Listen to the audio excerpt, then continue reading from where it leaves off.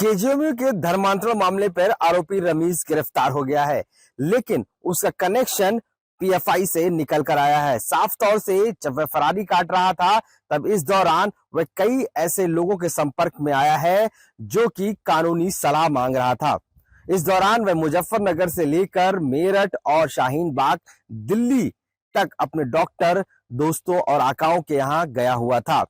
इस दौरान पीएफआई भले ही प्रतिबंधित संगठन है, लेकिन इसके बावजूद उनसे जुड़े हुए लोगों से वह मदद मांगता रहा। यहां तक उनके संपर्क में रहने के कारण ही वह लखनऊ आकर सरेंडर करने की बात कही। कहीं ना कहीं दूसरी तरफ से उसकी मदद पीएफआई के लोगों द्वारा की जा रही थी और इस पूरे कनेक्शन पर आरोपी रमीज पूरी तरीके से संदिग्ध पाया गया है। पुलिस अब इसकी जानकारी जुटाकर अलग अलग एंगल से एटीएस को भी सौंप रही है। इस पूरे मामले पर भले ही रमीज गिरफ्तार हो गया है, लेकिन उसके तार कई आकाओं से जुड़े हुए हैं।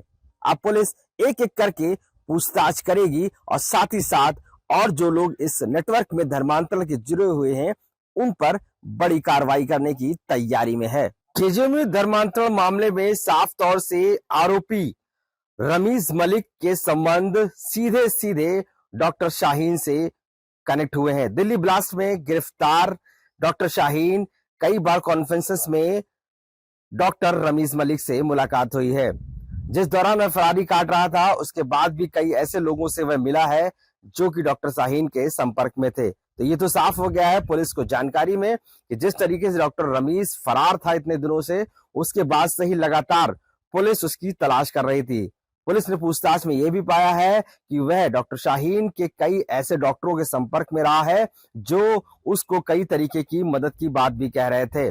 डॉक्टर रमीज बिल्कुल भी पुलिस के सामने नहीं आना चाह रहा था।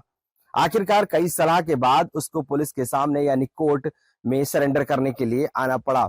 लेकिन ये तो साफ है कि दिल्ली ब्लास्ट में जिस तरीके से डॉक्टरों का कनेक्शन सामने निकल कर आया है, उसके बाद डॉक्टर रमीज के ऊपर अब एटीएस की नजर पड़ गई है।